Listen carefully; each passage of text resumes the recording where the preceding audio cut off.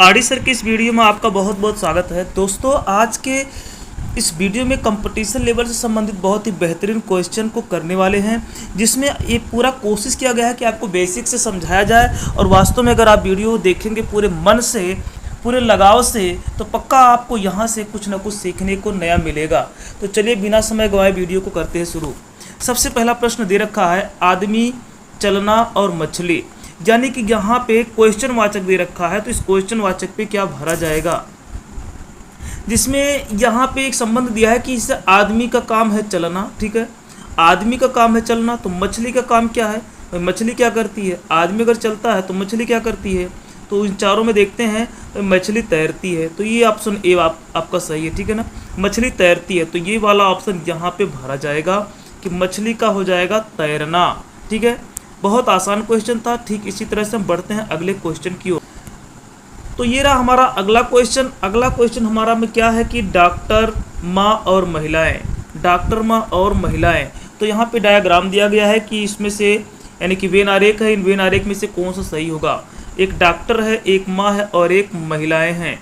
ठीक है, तो यहाँ पे अगर हम बात करें माँ की, अगर हम बात करें माँ की, तो ये आपका हो जाएगा माँ। ठीक है, अगर ये माँ है, इसको आप माँ एम से दर्शाइए। ठीक है, ये माँ है, और आपको पता है कि हर माँ एक महिला होती है ना, हर माँ एक महिला होती है। ठीक है, तो महिला आपका इसमें आ जाएगा। ये भी चलिए एम से दिखा देते हैं।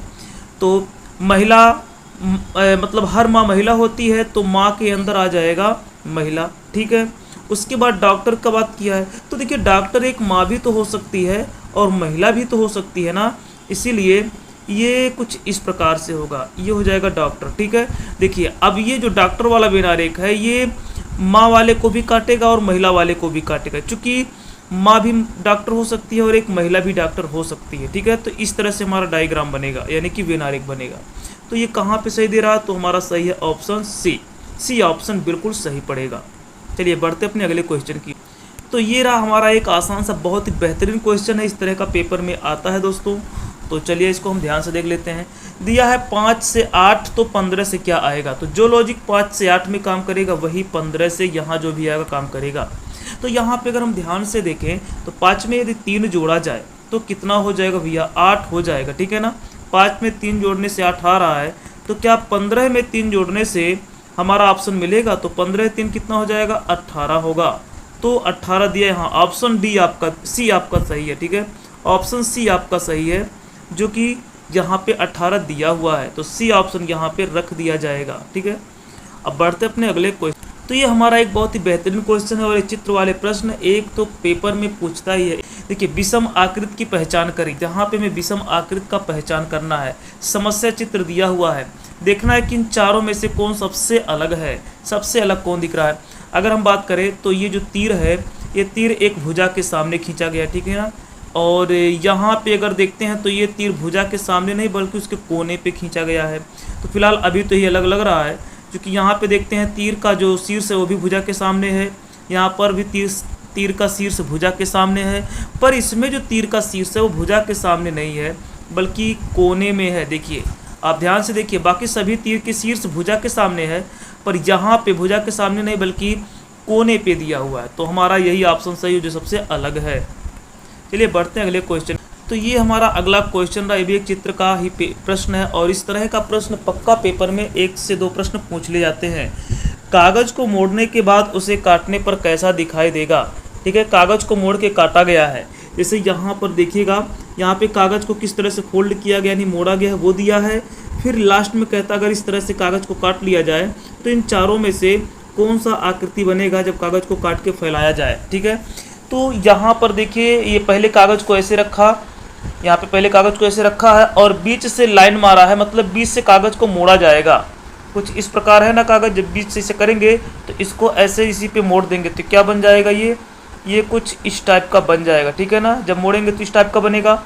फिर इसके बाद देखिए बीच में फिर एक लाइन इस तरह से खींचा है, एक लाइन ऐसे है, अर्थात अब इसको पुनः इस पर मोड़ देना है। ठीक है, तो ये किस टाइप का बन जाएगा, मोड़ देंगे तो इस टाइप का बन जाएगा। ठीक है, अब यहाँ पे कहता है कि कागज को ऐसे काट दिया गया है, कैसे काटा गया, ऐसे काटा गया। ठीक है, तो कागज को इस तरह से काट लिया गया है। अब इसको काटने के बाद जब पुनः खोला जाएगा तो इन चारों में से क्या बनेगा।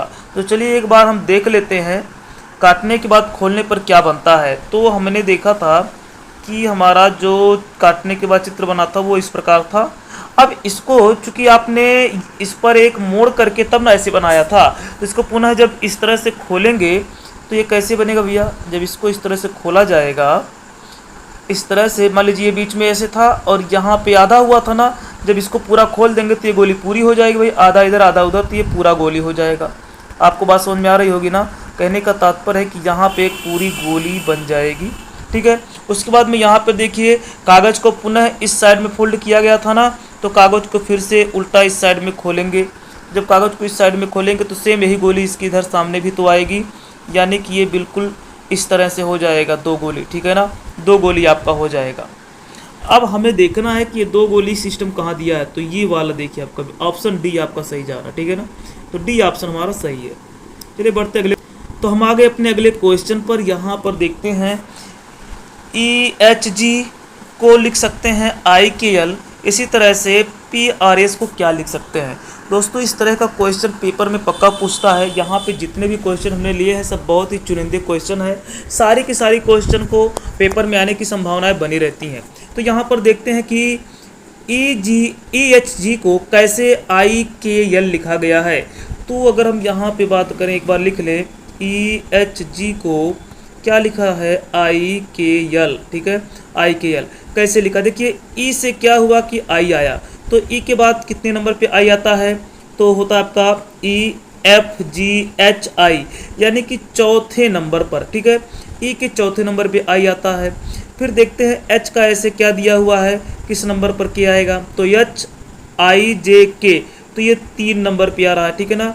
फिर जी का यल के साथ देखते हैं, तो GHIJKL, यानी 5वें नंबर पर ये आ रहा है, ठीक है। पहला 4 नंबर पे है, दूसरा 3 नंबर पे है, चौथा 5वें नंबर पर है। ठीक ऐसे ही हम देखते हैं P का यहाँ पे क्या बनेगा, तो P को भी हमें 4 नंबर पे लेना है, चूंकि आपका ई चौथे नंबर पर लिया गया था। देखिए यहाँ पे चौथे नंबर पर, तभी तो आई आया।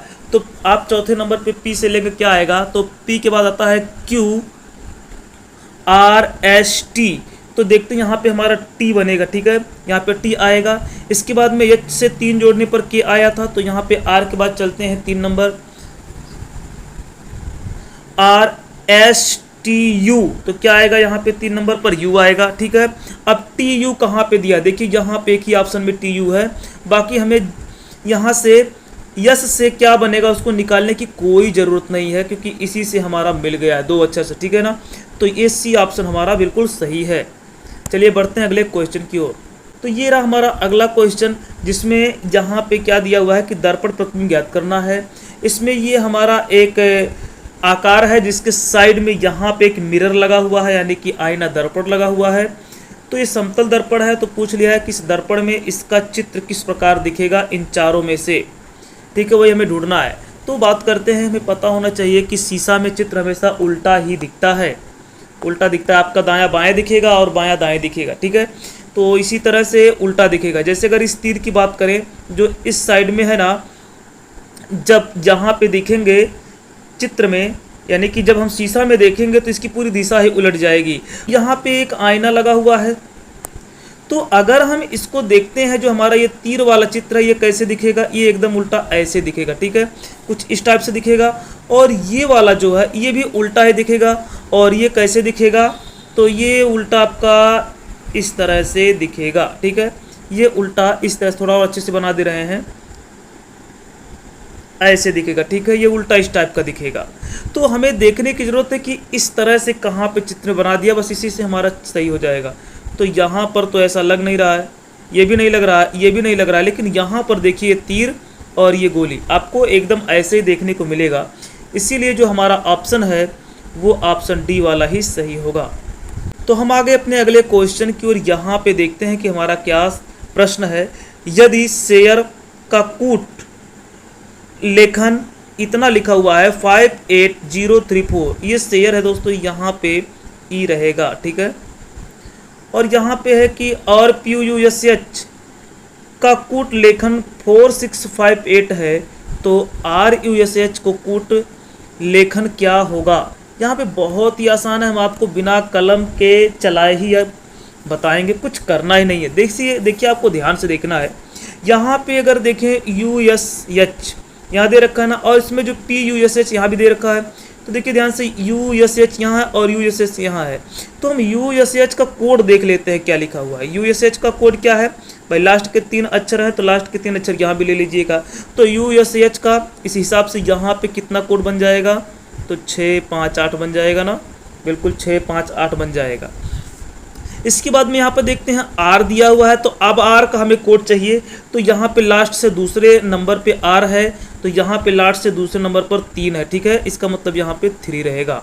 अब ये 3658 जहाँ दिया वो सही है, तो ऑप्शन हमारा B वाला बिल्कुल सही होगा।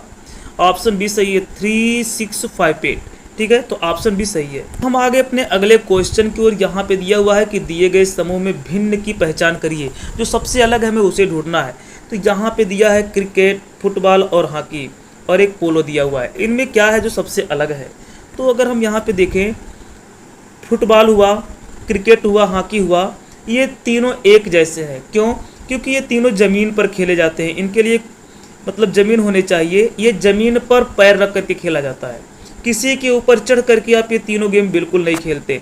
लेकिन यहाँ पे जो हमारा चौथा वाला पोलो गेम है ना, ये घोड़े के ऊपर बैठ के खेला जाता है। ये ज़मीन पे नहीं खेला जाता, ये घोड़े के ऊपर बैठ के पोलो गेम खेला जाता है। बाकी क्रिकेट, हॉकी और फुटबॉल तो ये सब ज़मीन पे खेले जाते हैं, इसलिए यहाँ पे सबसे अलग होगा तो वो भिन्न होगा आपका पोलो गेम। तो दोस्तों हमें आशा है कि आपको सारे क्वेश्चन बहुत ही बेहतरीन तरीके से अच्छे से समझ में आए होंगे। आपको जो भी यहाँ पे परेशानी हुई होगी आप कमेंट में पूछ लीजिएगा, उसका जवाब आपको ज़रूर दिया जाएगा।